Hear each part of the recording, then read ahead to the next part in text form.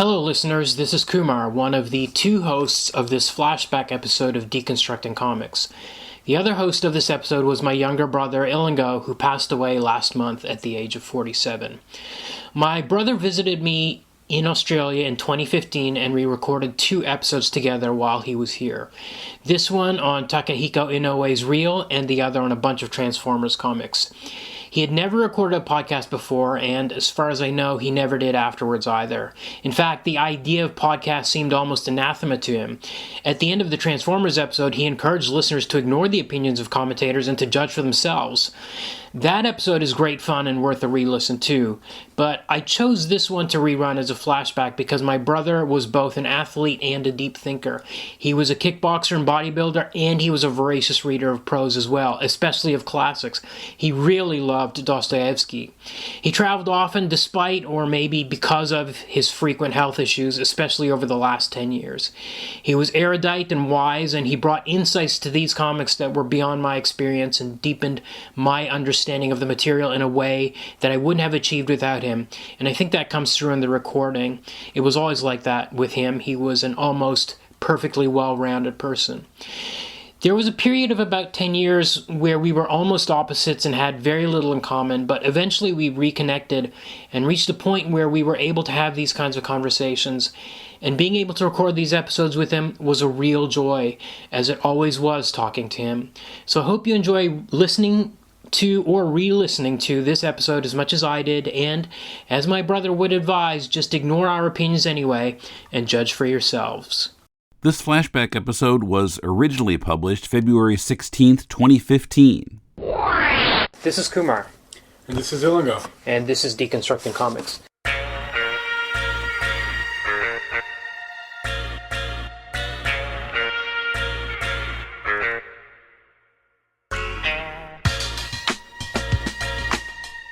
Welcome to Deconstructing Comics. I'm with my brother Ilango again in Melbourne. I don't know how we managed to pull off 2 of these, but somehow we've done it. The book we're going to be talking about is Real by Takehiko Inoue, volumes 1 to 6. We've done some of his stuff before on the show. We had one episode where we did 3 volumes of Slam Dunk and 3 volumes of his samurai manga Vagabond. And those are both really great. And I typically, if I hear about a movie, like let's say, okay, we should start by saying Real is, in 2 words, is about wheelchair basketball. Right. But that's really the tip of the iceberg. It's all about disability and sports culture and social culture and all sorts of things. Typically, if it's a movie, and you said, this is one of the best movies, and it wins 10 Academy Awards, and everybody's giving it 5 stars, and then you tell me it's about baseball, I'll probably say, I might pass. Mm-hmm. But with manga, for some reason, I've read a lot of sports manga. I don't know why. I've read baseball manga, which, I would never normally go right, near. maybe because the depth is in the story, not in the sport. There's no sport really involved. Yeah. Right? Yeah. And you don't have a huge following of obsessed fans that you have to deal with on a daily basis when you're reading a book. And so far, from what I've read, and I mean we're only 6 volumes into this, but there isn't that thing where one of the players' dad forces him to quit the team in the middle of the 2nd act, and then he somehow makes a comeback in the 3rd and they win the big game or something. Right. That hasn't really, in the kind of long-running stuff I've read, there's a big final game, but a lot of that stuff is not really part of the typical structure of it. Right. So maybe that's why, or maybe it's just the art or something about the pacing of it, especially long-running, like ones that go 30 volumes or something. I mean, Slam Dunk was this kind of high school comedy. It was more of a sitcom with some basketball as kind of the environment that comedy was taking place in. Right. So anyway, Real. Now, when we started reading this, you were surprised. You said, how come I've never heard of this? And I said I was in the loop. And you said, but I'm in the loop. And then I thought about it, and actually that wasn't even a fair answer, because in Japan, in the other loop, like Slam Dunk was literally, that was like a 30-volume series, literally sold like 100 million. Right. So in Japan, these are not underground at all. Right. These are super above ground, and you're hearing about them pretty regularly all the time. And there's this culture in Japan where it's like, there's this wine tasting manga called Drops of God, and this thing got so popular that like wine sales shot up, right? Wow, right. And there's like there was this TV sitcom cop show, and like recruiting for cops like started going up. Like this happens all the time in Japan. And often if a sports manga, I'm quite sure, I bet if you look at the stats for kids that started playing high school basketball, like after Slam Dunk, it would have probably gone up a lot. So it's not that obscure. Right. The comic culture, of course, being very strong in Japan. Yeah, much huger. Strong, I mean, Absolutely. So anyway, a little bit about the plot, which is, it's kind of hard to talk about because it's a long-running serial. We're only 6 volumes in. Right. Everything's kind of out of order. A lot of it's told through flashbacks. Sometimes you don't think you're going to get a character's backstory, and then you do. Right. And there's a lot, because it's so long-running, there's a lot of development, and there's not really any way for us to simplify it. But basically, we've got 3 main characters. It starts out with this guy Nomiya, who's kind of the clown of the book. He's often if there's a gag or some sort of thing, some comic relief, he's the one. Right. He's kind of a delinquent. He has dropped out of school because he was, I don't know, was it because or was it? It was the cause, wasn't it? So anyway, he went out one night. He picked up this girl randomly on the street. He's just going out like looking to pick up chicks, and he finally got this girl. They got on a motorbike. They ended up in an accident, and she becomes paralyzed from the waist down. So he's dropped out of school. Now you said he was captain of the basketball team, which I didn't remember that detail. Right. He was initially captain of the basketball team. So he was captain, but he drops out. And when he comes back, he's like a joke. He's grown his hair into this big fro, and everybody's like, what's with this guy, this loser who's dropped out of school? Right.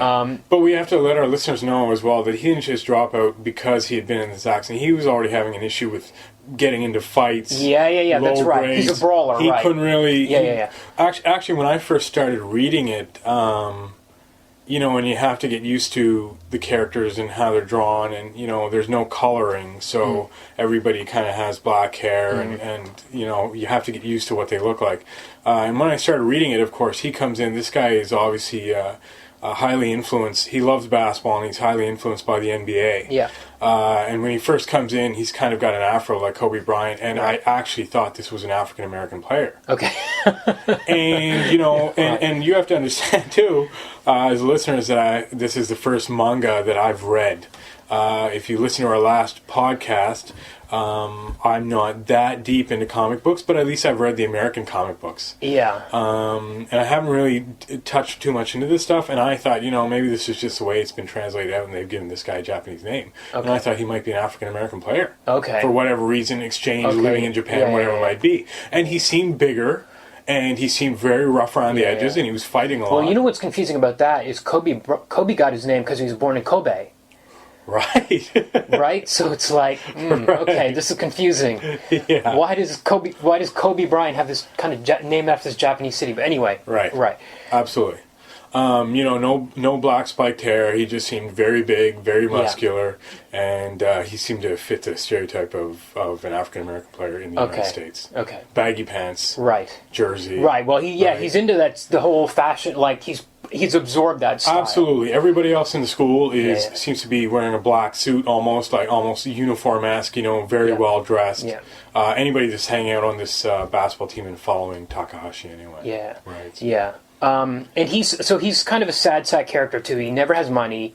Right. This girl that he has wounded, she's paralyzed, and he's kind of he feels like his life is a mess now, which it kind of is, and he's trying to his journey is he's kind of trying to make amends for what he's done and somehow connect with it. He visits her in the hospital every day, and her kid sister's like, why do you keep coming here? Right. Eventually she gets moved to Nagano for some reason, and he's like, okay, I need to get money to go out there. I need to get my driver's license. He's failed his test so many times or whatever. And he gambles to try to get money sometimes. Like, he's always trying to... And I think we were into the second or third volume before we found out that he had paralyzed this girl, right, in this accident. It wasn't right away. Of course, right away you get the introduction of the characters a little bit, but you don't know... Well, he's there in the hospital. He's visiting her. Yeah, I don't remember, but yeah, he's taking her out for walks and stuff. And then on the first one of these days when they're going for a walk, they hear the sound of a basketball being bounced from a gym nearby, and they go in and they see Togawa, who's like the real... If there are three main characters, he's kind of, I'd say, the top of the pyramid. Absolutely. He's kind of the focus. He's kind of like the handsome dude, very ambitious, super, like, really needs to win. And this is kind of his path because he has issues with the basketball team that he's on. Right, because they don't make the same effort. Right, and maybe it's an interesting thing. It's like they're kind of more, let's say, quote-unquote, realistic about it, because they're always like, what difference does it make if we win? Nobody cares about wheelchair basketball. Right. Anyway. Right. We'll just be a human interest story on page 29. Like, nobody cares. Right. Well, they're realistic about the commercial side of it. About who's going to invest in wheelchair basketball, who's going to come watch us, who's going to write about us. But our main character is actually very driven. We find out that he used to be a sprinter or a runner on his track team. And he was very motivated there. So he should really be motivated no matter what he's doing. He's just that type of character. So I think what's aggravating him is that the other guys, when they're in practice, they don't want to play at the level that he's ready to practice. He gives all out no matter what he's doing. Yeah. That's right. That's true. Right. Well, that actually, I need to jump ahead into something that I wasn't going to talk about till later. But in Volume 4, which is about his past and him as a runner and how he lost his leg, he had some sort of bone cancer in his leg, and he lost his leg. There's a couple of amazing things in this volume, which is my favorite one. So we have his history as a runner and stuff, and he loses the leg because of the cancer. And then finally we see the stump, which we had not seen before, and I just thought it's just a stump. It's not. What it is his foot has been saved and reattached backwards, like facing backwards. I guess, I don't know if it's above the knee or below where the knee would be. I'm not sure about that. But anyway, it's this weird drawing. The first time you see him in bed, and it's like... It's just after he's had it done, and his friends are trying to visit him every day, and he's like, I don't want to see them, I don't want to see them. Dad, tell them, I don't want to see them. His dad turns them away. And then you see this big full-page shot, and he says, how can I let her see me like this? And you see the foot facing back. You're like, what is up with this drawing? And then later they explain it as this thing called rotation plasty, which is supposed to be good for athletics. Now, I've never heard of this thing, I didn't even know this thing was physically possible before, but they've attached his foot on backwards, this rotation plasty, and it's supposed to be good if you're an athlete for some reason. I don't understand the physiology behind it, but that's what they say about it. And they never go into, for his story so far, we never have that scene where the leg gets cut off and he's in the hospital and he's going through rehab and all that stuff. It's just like he loses the leg, or he's in the race and he stops mid-race. It's the big race. He might finally break this record he's been trying to break. And then the next is bam, he's lost the leg. And you don't know what the process was, but that is an indication that even when he was going through the hell of having lost his leg and not being able to run anymore, he was still thinking, he still had a mind of an athlete. Like something was going on in there, like he's going to put in this thing that's going to help him be more competitive. Absolutely. So that was a really, that was, to me, was one of the most amazing parts in the whole series so far, because I've never heard of this thing before, and also is very telling about his character. Absolutely, and the comic seems to want to give some education to a public audience about what goes on with wheelchair athletes, in not only talking about, I think they call it like rotation plastic. That's or right. Something. They say that a few times, and but not only that, but also even in the rules of wheelchair basketball, about how it works, about how many players you can have on the court, and their ratings based on their disabilities.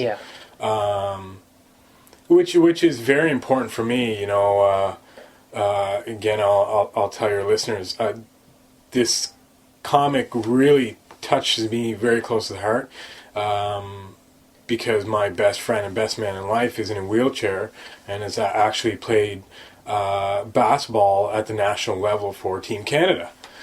which I'm assuming is why you put this book in front of my face. I kind of thought, well, I don't know, Slam Dunk was a bit more oddball, and I thought, because sure, I knew for sure it would connect with you. Yeah, absolutely. So the fact that they're doing some education, I'm used to reading comics about superheroes, right, and getting superpowers from spiders or rocks or planets or wherever they come from. So to read some reality and some education, even if this becomes huge in Japan, based on people reading it. If it makes one more person decide to go out and play wheelchair basketball, that's a huge thing. If it motivates one more person that's in a chair to feel good about themselves, which is really the way this comic takes a lot. Because even if there's a person who's emotionally beaten down, which happens a lot in this book, of course, especially after they initially go through their paralysis, whatever takes them that way, as they start to see the light on the other side of the tunnel, when they realize that there's a life beyond having legs, they really start to motivate themselves and go in the proper direction. It's really a good thing. And I think it'd be a good thing for a lot of readers to read, whether they have disabilities or not.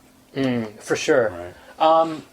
Well, let's talk about that too, because the paths of these characters, especially, so the third guy with whom we haven't talked about is Takahashi. So after Nomiya leaves the basketball team, Takahashi becomes the team captain, and he's he's a slick dude. Ladies are just like lining up to get with this guy. And he ends up, in Volume 1, he ends up stealing this bike just on a lark. He's like, I'm just going to steal this bike, and takes off down the road. His girl's on the back seat. She falls off, and he's the owner of the bike comes out and starts chasing him. So he pedals faster, goes out into the street, and then there's this great 2-page spread where you see this truck, this big semi just about to hit him. And up to that stage, you think the book's going to be about Togawa and his kind of wheelchair basketball thing. And then suddenly we get another character who's going to end up in a wheelchair. And I read Cross Game, this basketball manga, and Volume 1, I don't know if it's a thing in sports manga, but there's like some sort of heavy-duty tragedy. So anyway, this guy gets hit, but his journey is really up and down, because he starts out, he gets hit, and he's like, I'm gonna get better. I'm gonna walk again or whatever, or whatever. He's fine, and then he starts to sink really low. And then he gets through his rehab, and he's like, great, I finished rehab. Let's get back to school. They go to the school like, okay, it's going to cost us millions of dollars to refit the school to suit this wheelchair. I don't think we can do it this year. And then it's like, okay, now you go to rehab. He's like, I just finished rehab. No, real rehab. Like it was just a warm-up. Yeah, this was just like nothing compared to what he's got to go through. And he goes there, and everybody's pissed off because he's so negative in the rehab room. He's like, screw this, I don't want to do this or whatever. And everybody else, there's like little kids in there who are trying to learn to manipulate their wheelchairs or whatever as well, and they're hearing him like go off against his nurse or whatever. And he also had, when he went to the school to check it out, he had some girls talking about him, some students talking about him that he could kind of see in the distance. Because this is the first time they had seen this basketball athlete, ladies' man, kind of come back to the school without any use of his limbs, and and that really set him back. Well, there's a huge social thing there too, because his teammates don't come to visit him for the longest time, and it's almost like he's been, I don't know if they're apathetic or they just don't care, or if he's become kind of outcast because he now has a disability, or what the situation is there. But it's quite interesting. It takes them a long time to come. Finally, they do show up with beers, and they're like rowdy and kind of, they're there to party almost. Like they really don't give a shit, kind of high school kids. And we were talking earlier before, a couple of days ago, as we were reading it, you said, well, if you were on a high school basketball team, you're really tight knit, and you wouldn't be, because they're dismissive. There's another couple of players that they're kind of dismissive of. There's this guy who dressed kind of funny and stuff, and I don't know if he quit school or what, but he's just like at home lying in bed, and we only see him in Volume 1 really. And they never passed him. And there's another guy, Seki, who becomes kind of the runt of the team. There's like, let's not pass to this. So there's kind of internal social thing going on where people are being bullied within the team. And you were saying that seemed implausible. in American or Western basketball sense, Yeah. the team is very tightly knit. There's no way that the team would go for having a runt of the team that they would kind of never pass the ball to. You just wouldn't have that player on the team. Yeah. But it's also I think you kind of need this to introduce our third character, Takahashi. Yeah. He got hit by the truck, but he needed to get hit by a truck. He was a character who has breezed through school. Yes. We even get a flashback of when he was young and the mathematics was easier for him on the chalkboard. Yeah. He's been good looking, so the girls like him. He steals a bike from somebody he doesn't need to steal a bike from. Yeah, exactly. Oh, yeah, good point. So there's a lot of character flaws with him, and I'll tell you, there are two types of characters in high school, and Takahashi always talks about rank. Yeah, and always talks about rank, right? Yeah. And while he's in this recovery, even though he says he's going to walk again, when he realizes he can walk again, he keeps saying about how his rank has dropped. Who will ever respect him because now he can't walk? Yeah.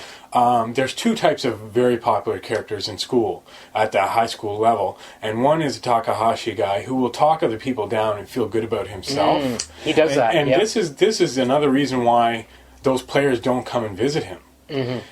And then there's the other popular guy who accepts everybody and doesn't judge everybody, but still does well in school and still does well at sports, and he's a good all-around guy. If that guy had been hit by a truck, people would be coming to visit. Right. Takahashi needs this, because also another thing they were saying about Takahashi is, even at practice, he's a guy who never tried that hard anyway. Yes. Because everything comes easy to him. Because everything comes easy. He's easy at school. He doesn't even have to really try. But now he's in a situation where he's going to have to try. It's not going to come easy to him. He needed this challenge in life. Yeah. Otherwise, if you had a flash forward in the future of Takahashi without the disability, he would have lost somewhere along in life, because life is not high school. It's not ranks. It's not popularity. It's not your looks. And it's not all those things. Those things can help you in certain ways, in social aspects of life. But otherwise, they wouldn't have really helped him. I have a feeling he needs this, and this is what's going to make him shine more in the end. Because I think the coach comes to him. It was his coach when he was a kid. Happens to be at the rehab center for some reason and sees him, and it's like, "Oh, it's you." And it's like, he says how he feels like, why? He's always saying why that word. Right. Why did this happen to me? Right. And the coach, his old coach, says, I have a feeling that maybe there's a higher power or some power or something does this to people because they are able to beat it. Right.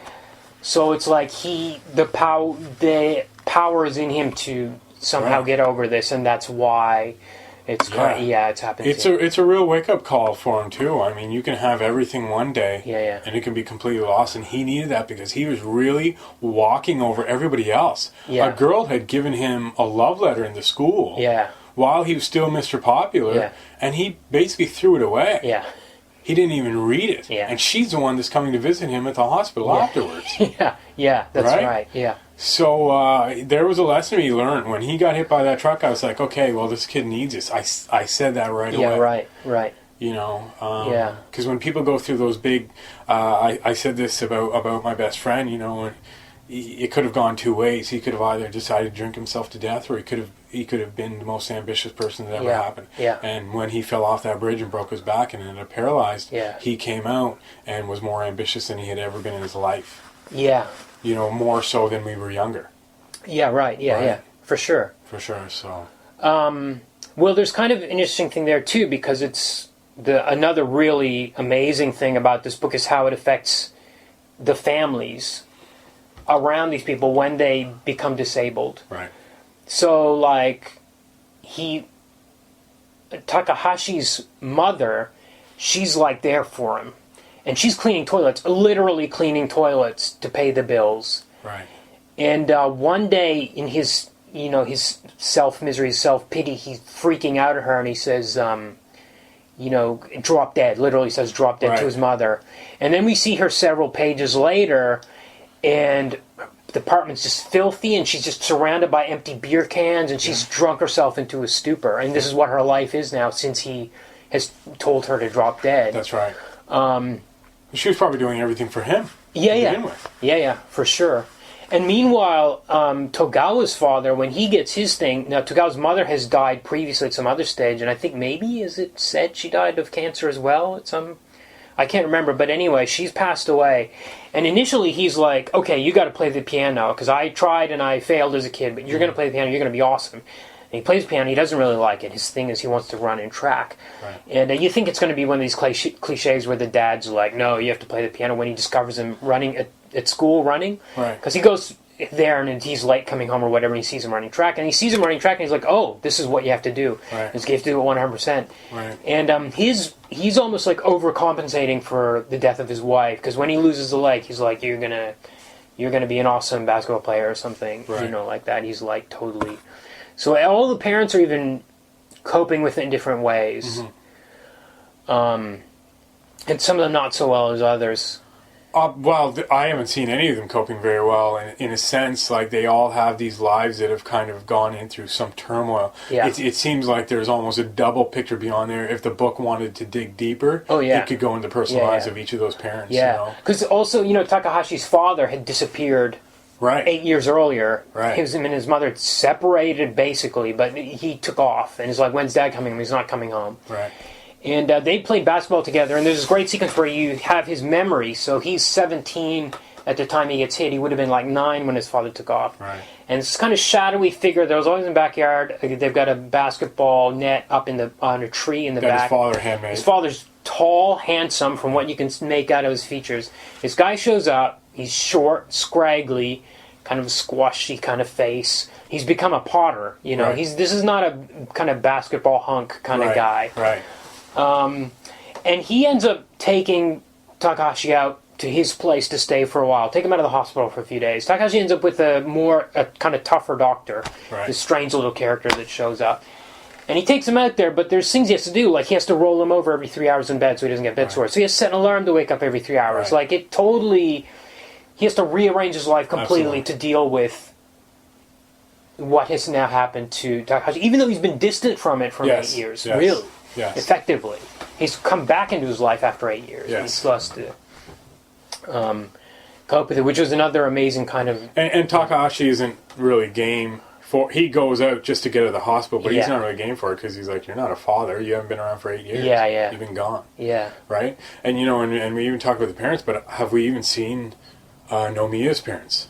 That was it. I was going to raise that point, because we don't know anything about... We don't know anything about his mother. Well, look... He has his mother's car. She has actually, you know what? We know something about his mother, because he always brings gifts to people, like food that has come from Korea or Thailand or Taiwan or China. So she's always out traveling somewhere, comes back, gives him some souvenir foods to give to his friends or whatever. So if that's the case, if she's a traveling mom and his father's around, that would make sense of why he's the kid that's fighting at school and getting him into all kinds of trouble and never really having any reprimand for it at home. Yeah. He's getting into all sorts of trouble. Yeah. And even when he borrows her car, and he's he doesn't out come of back right school, away. and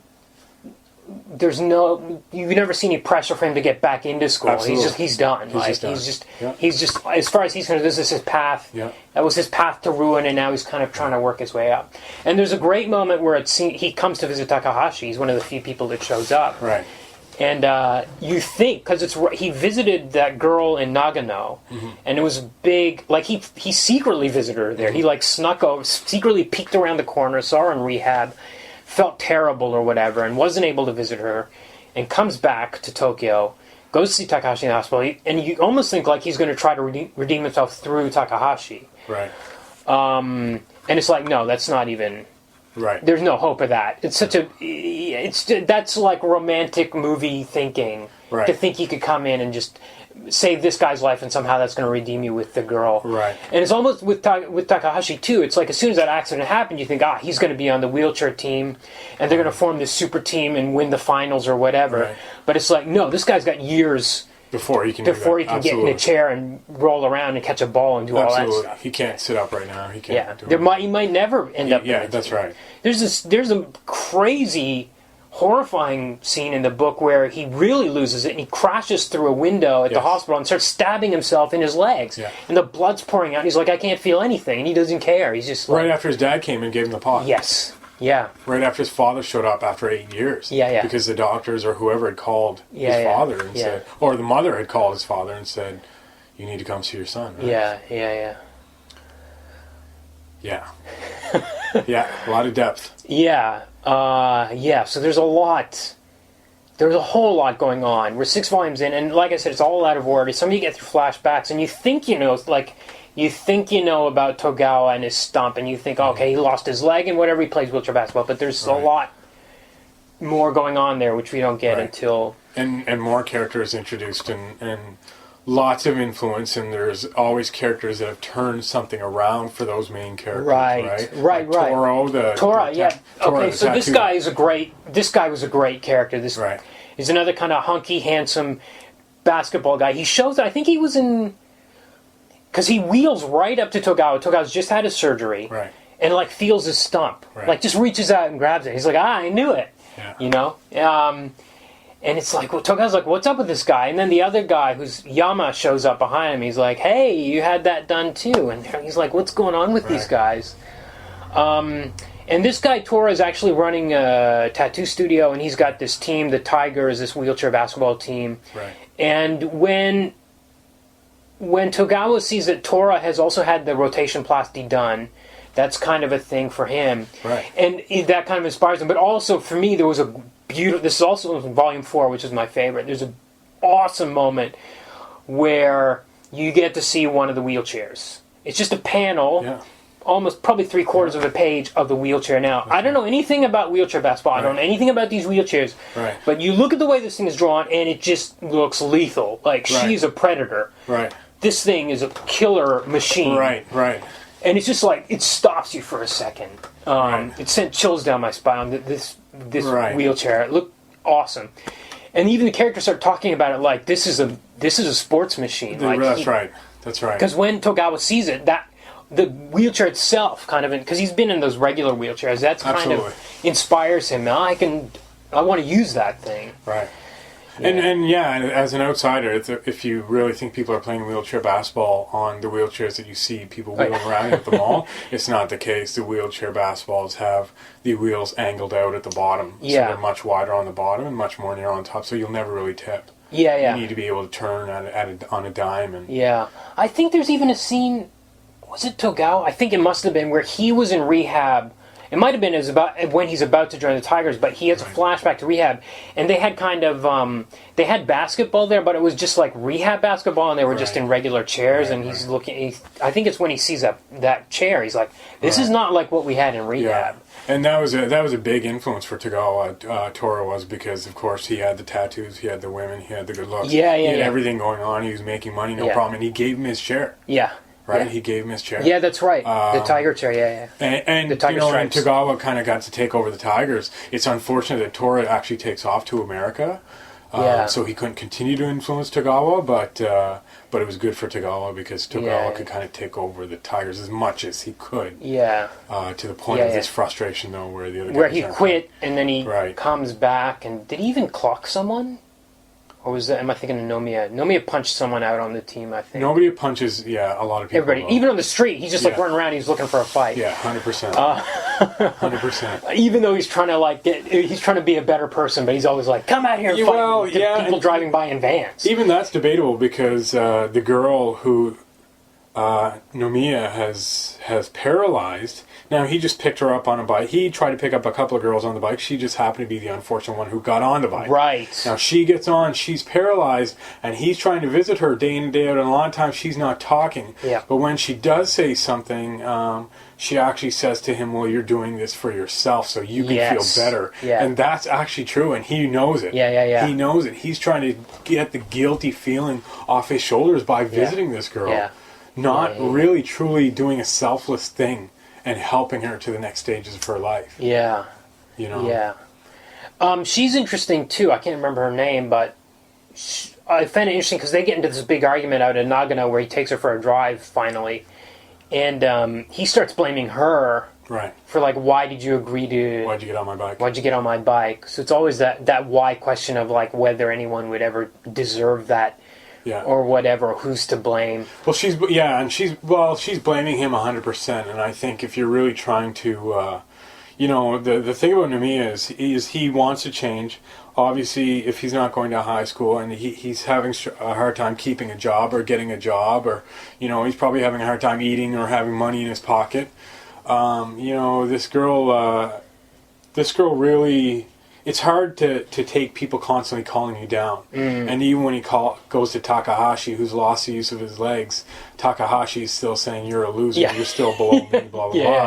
And Nomiya, you know, he's saying, no, you know, I'm coming to visit you, like, don't, you know, give this up. And the guy keeps going at him. And when he goes to visit this girl is like, 100% it's your fault, and you're doing this to make yourself feel better. You're a horrible, horrible, horrible person. And that's really hard to listen to if you're really trying to change your life around and trying to turn into a new person, you know.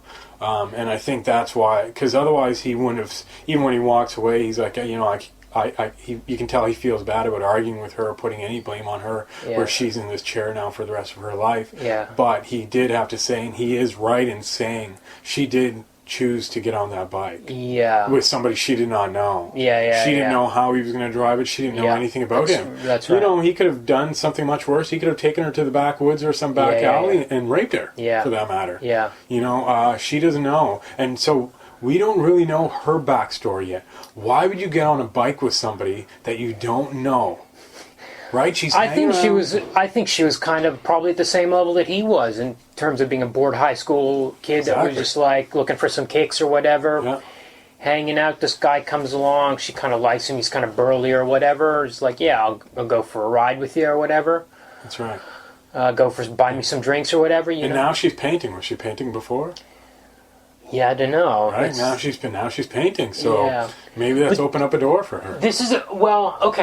We kind of know where Togawa's, I can't remember later, volume 3 or 4 or 5, somewhere, he gets an invitation to join the national team, or to try out for the national team, which you haven't seen that happen yet. It's going to happen in a later volume, I guess. But we can kind of see where he's going to be all right. Do we think that Takahashi and Nomiya are going to be okay? Because we can say that this truck had to hit Nomiya, but had to hit Takahashi, but did Nomiya have to crash? Did he have to do this to his girl to get somewhere? Because he's the character that I'm like, I really don't know that this guy's gonna turn. Even Takahashi, because he's still at the rock bottom. Right.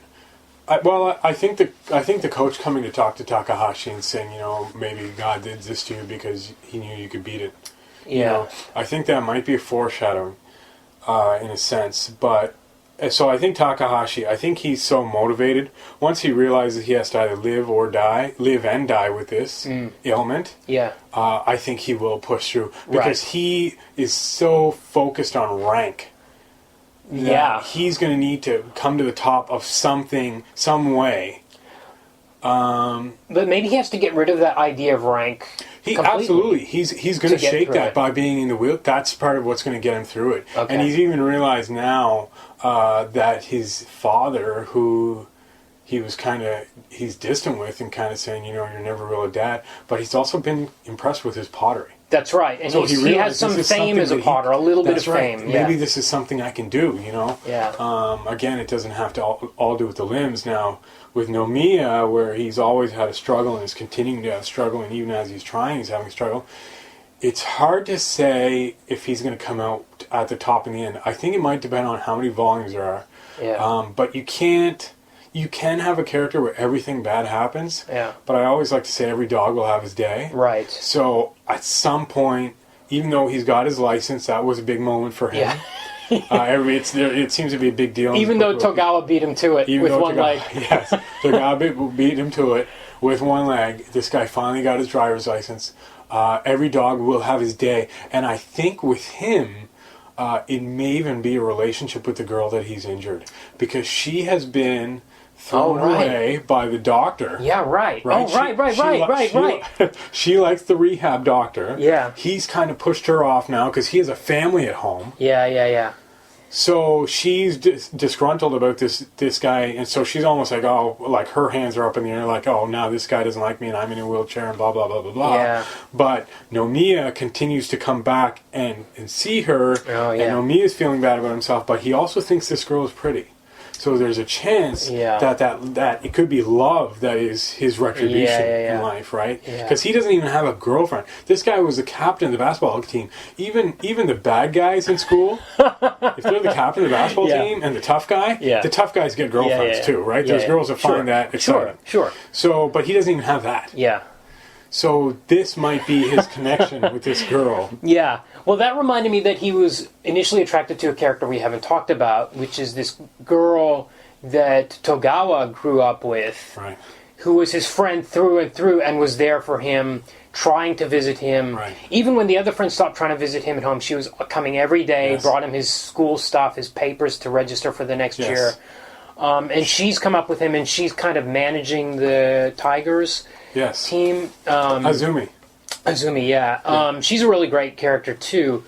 I mean, we know from the flashbacks that she liked him, and we've now had Togawa admit in his mind later on that he liked her. Yeah. But she hung out with the most popular girl in the school, Yeah. the prettiest girl in the school. So when she automatically figured Togawa would have liked that girl, not her. She has those little bit of insecurities. Yeah, herself, that's right. That's right. But it seems like they reached a stage, or at least for the first 4 or 5 volumes, where it was just like, I actually thought they were brother and sister for a little while. They've just known each other for that too was long. kind of their relationship. They have known each other too long. That's exactly And right. hiding the fact that they like each other.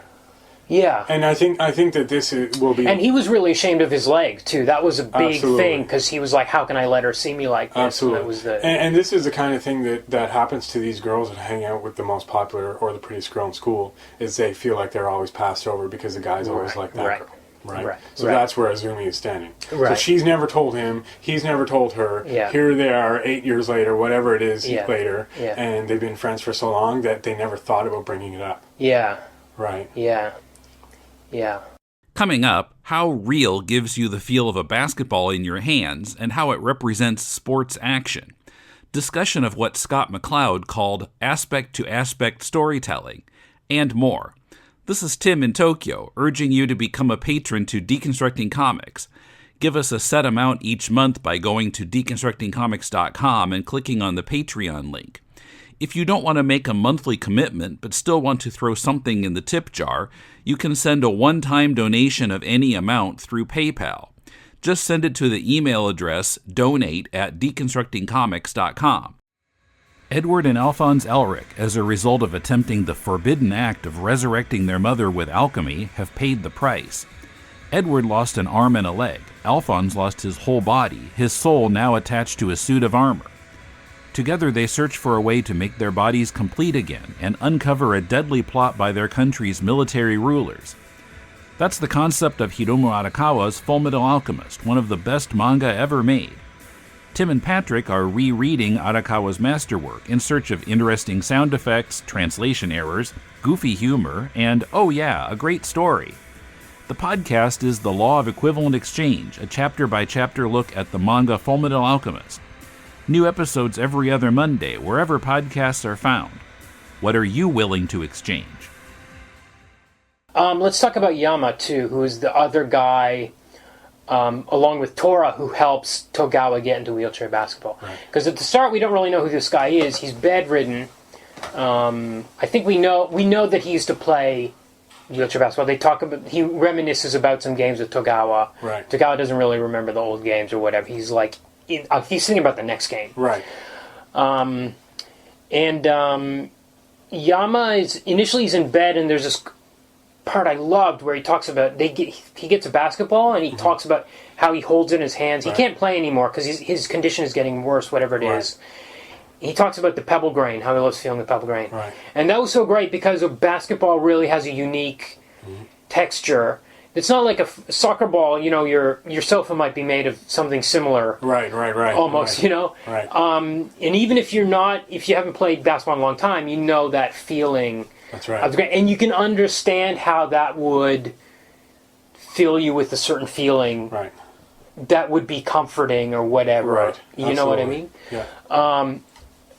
Yeah. So that was, I really love that part of it. But he also is a character that you think it's kind of be aspirational or inspirational. Everybody's going to go on the upswing. But like Takahashi goes down, and Yama, later when we get the flashbacks of how they met, and he talks to Togawa in a very inspirational way. He's like, well, I might die tomorrow or whatever. Right. I'm just going to live my life the best I can and have fun, and this is great to be here. Right. And it's like, yeah, okay. And Togawa's like, how can this guy be like this? Like, I can't sprint anymore. Right. And he can't believe that this guy is so positive. Right. But the guy who's supposed to be the positive one, Right. nears the end of his life, he can't hold the ball anymore. He's Right. lost his arms, and he's just going down, and he's like, screw this, I hate life, I want this to be over. Yeah. So his path was really amazing, too. Nobody really goes the direction you expect. Right. Right. Except maybe for Tagawa getting an invitation to try out for the national team. He might fail. Who knows what's going to happen down the line. But yeah, and I think that's another projection of people with disabilities and what they deal with, especially if their situation worsens. Yeah. All of us who are mobile and are kind of getting disgruntled because our smartphone doesn't work or those small minor things in life, like we're really not facing it. And this guy's facing it to the top tier on a daily basis. And I think you need to really see that roller coaster with these characters, that they can be really up one day. And that's with Takahashi. He can be really up one day and then really down the next day, because they don't get a break from it. Yeah. We get a break from it. We can come home from work and we don't have to deal with that boss anymore. Or we can walk off the basketball court and I don't have to deal with that stress anymore. But these guys never get an escape from it. In every piece of their life, they're dealing with their disability, and it's slapping them right in the face. So and especially with American and in Western culture, they try to be really inclusive. So they try to make everything wheelchair accessible everywhere you go. These subways have to be wheelchair accessible.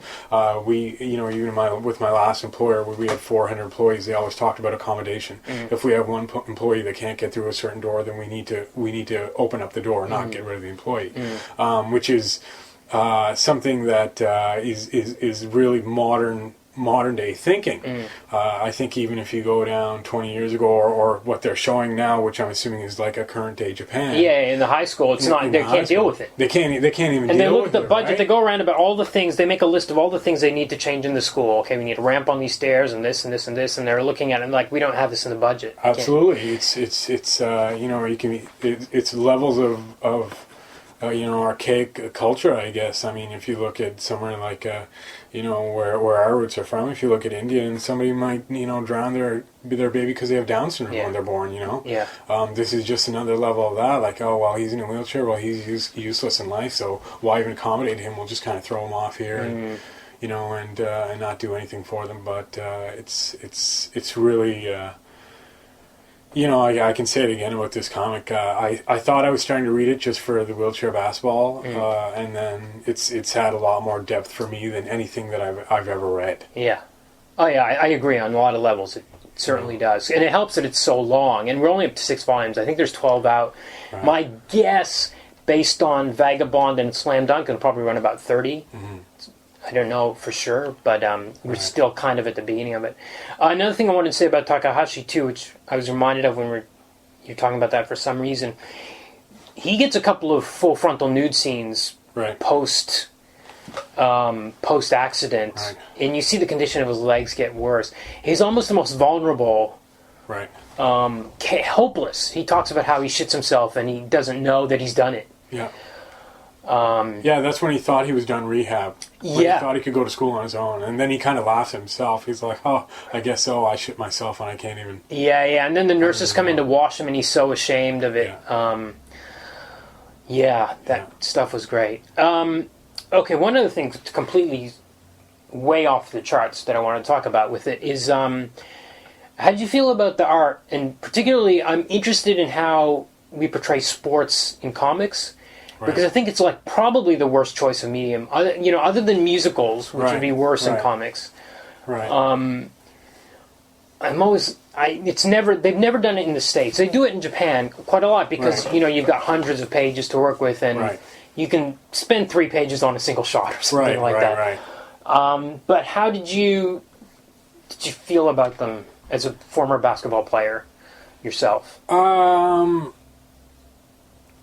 I think it shows them the motions well in each frame. Yeah.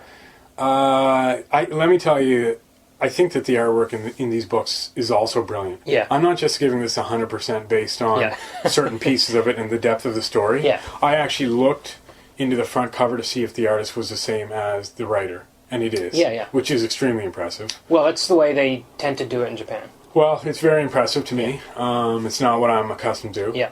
And the art, it's very well drawn. The detail is excellent. Yeah. But he also decides at certain points that he's not going to have detail. There are certain points where a character might be yelling something out that's very impactful to the story. Yeah. And the characters in the background are drawn like stick people. Yeah. Right? No faces. Yeah. But in a lot of other shots that are at the same distance, he's drawn in That's complete right. faces, complete haircuts. Depends what's important, right? Depends what's important, right? On top of that, so the motion was good as you could possibly do it. Okay. Right? Aside from taking too much time in the framework and adding too many frames to show the motion. As far as showing it in one shot, great. I can see what's going on. I can see what the push is. Yeah. But let me just say also about the artwork, what I really liked about this, and this is also part of the writing, the brilliance of the writing, is I love that when you go into a room, like it may be the hospital room or whatever, you will just see a shot of like the light switch or something up in the corner or the curtain, things that are not relevant to the story, but things that you would see in a movie as the camera pans in, that I don't see in other comic books. I don't really see a lot of comic books throwing in a frame for something that has nothing to do with it, aside from just giving you a general outtake on what it's not even what the room looks like. They're just showing me one small corner of a light switch or a heater or something like that. Yeah. And I really love that about this, about these books. Yeah. That's something you will find in a lot of Japanese comics, and I think it's in Japanese movies, right? Too. And I think it's kind of associated with if you have a very talky scene, and just trying to give some visual variety to it, but on a deeper level than that. Sometimes it reminded me of there's a scene in Taxi Driver where De Niro's on the phone with this girl and she's rejecting him, and the camera pans away, and the camera just looks at this hallway and nothing's happening, it's just a hallway, but you can hear the conversation on the phone, and it's almost like it's too hard to look at. It's almost too hard to look at him getting rejected. So we got to look away at something else, and I felt like that was purposefully being done in this book sometimes, where you got to kind of look away at something else. But that's a very good observation, that in film you would get the whole thing all the time, and a comic artist almost physically in terms of time can't draw those details in every panel. And often you have a cutaway shot of this or that, and some artists do it and it doesn't make any sense. Why are we looking at the trash can in this panel? Because it's adding maybe adding a layer of meaning that you do not want on there. But so what about you in the sports shots? How did you feel about it? I read through them very quickly. Like I didn't. I could follow them. I don't know if I was necessarily gripped. Like I kind of wanted to know what the score was at the end of the game, rather than to watch the game. And I mean, part of it's like we had an episode about horror movies a while back, and we were talking about, well, what's important in a horror movie? Sound, motion. You don't get those things in a comic, and they're so crucial. And with sports, often what you want is the athleticism, and watching the motion of it is the excitement of it. I find Japanese comics try to compensate in a lot of ways. There's a lot of interior monologue of what the characters are thinking and stuff, and that really helps. And they're trying to, any work of art that's trying to, you could even write a song about a basketball game, and you're going to try to find ways to emulate at least the feelings that you have. And I felt like those were kind of there. But since I don't watch enough basketball, I couldn't say, because I was wondering, is he going to read this? Were you going to read this and think the basketball scenes were just terrible because they were just kind of well, I mean, they give you what you need. You know who's getting who's taking the breakaway. You know who has the ball. You know when, because you'll see a lot of the grunts and grinds in the background. They show, okay, these wheels are scrubbing, or you have the sounds happening. And then it shows somebody take a shot, whoever it is on the team.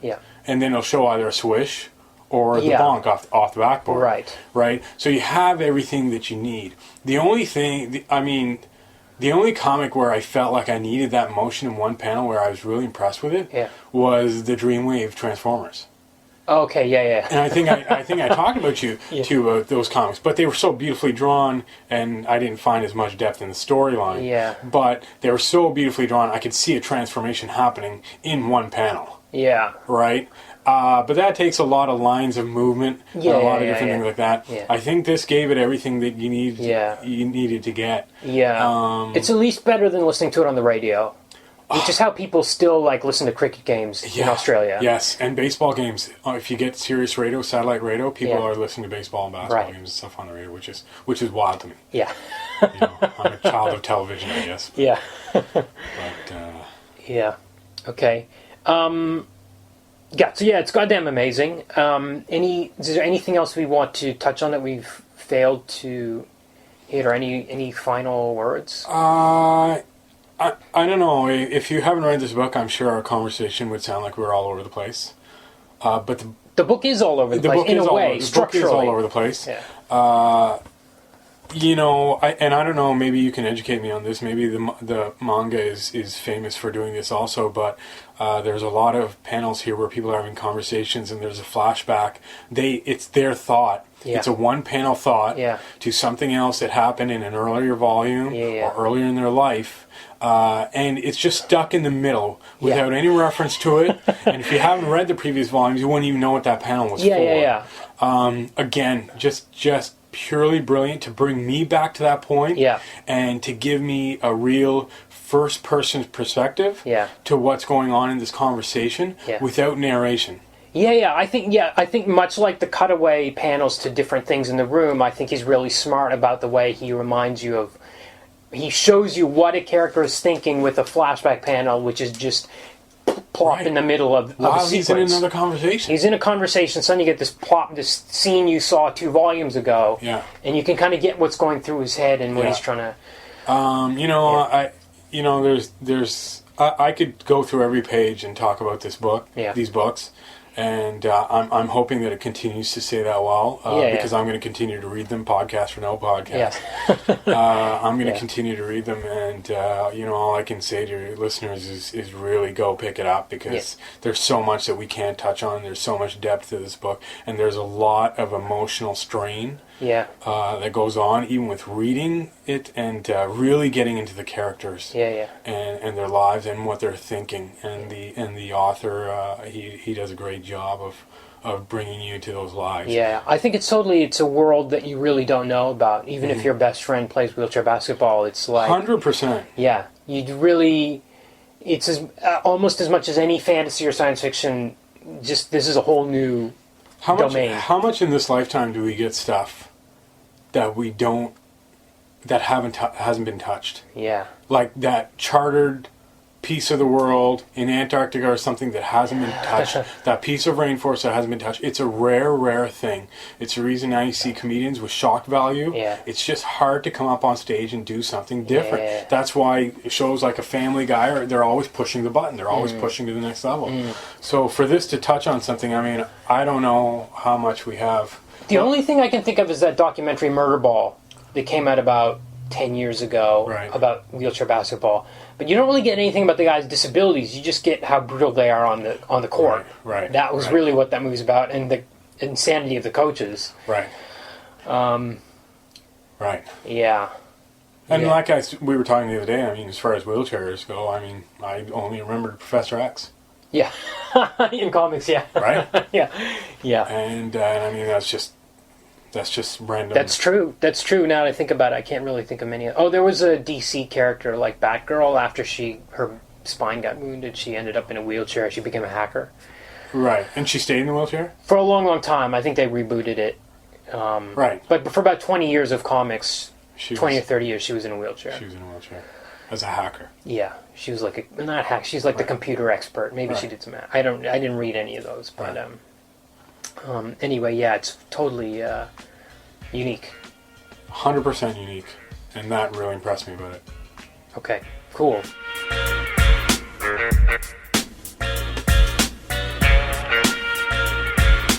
Real is published in Japan by Shueisha and in the US by Viz. If you're planning to buy some comics or anything else on Amazon, get there via deconstructingcomics.com/Amazon and make that your bookmark for future purchases. We'll then get a percentage of what you spend. It costs you nothing extra and helps us cover web hosting and other costs we incur to bring you this show every week. Are you making a comic? Send it to us and we'll do a Critiquing Comics episode about it. Next week, Tim catches up with the MCU is careening towards the end of Phase 3. Mulele and I discuss Avengers Endgame. Till then, this is Tim, and thanks for listening to Deconstructing Comics.